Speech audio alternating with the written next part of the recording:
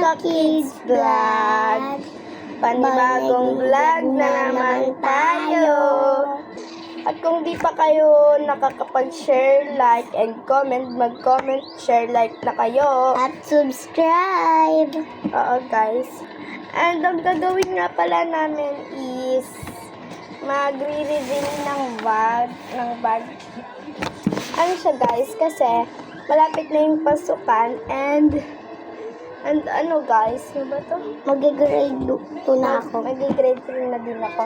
And binilahan na kami ng mga bag and ng gamit. Bakit? Kaya ipapa-reveal namin ang laman ng bag namin.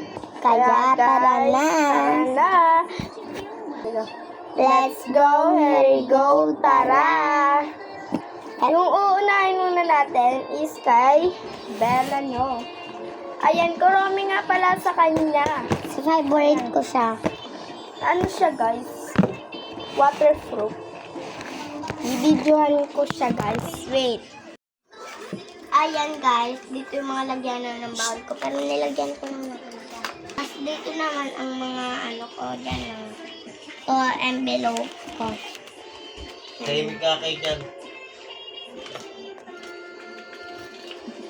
Yan. Next, etong mga ano ko, papel. So, madami kasi yung papel ko, kaya hindi namin makita.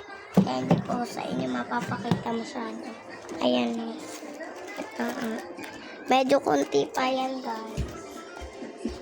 So, yun. Tapos na. Bye-bye!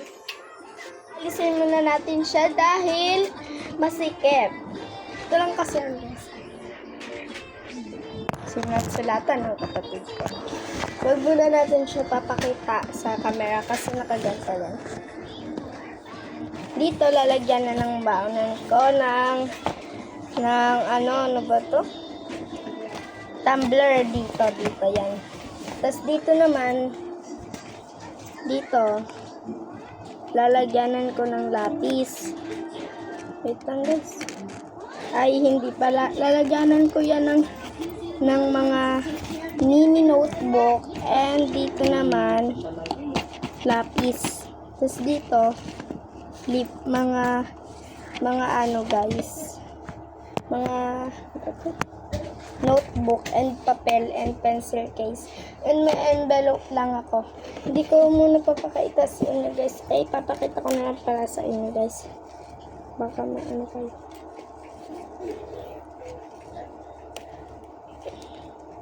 Papakita ko sa inyo guys. Ito guys yung envelope ko. Kulay pink siya. And mga notebook ko. Parehas lang kami ng kapatid ko. Yes. Meron pa dito marami guys kasi hindi ka makuha. Yung pencil case naman. Ito, lalagyan ng mga ano namin. Ng mga notebook. And bibili pa kami ng ibang gamit.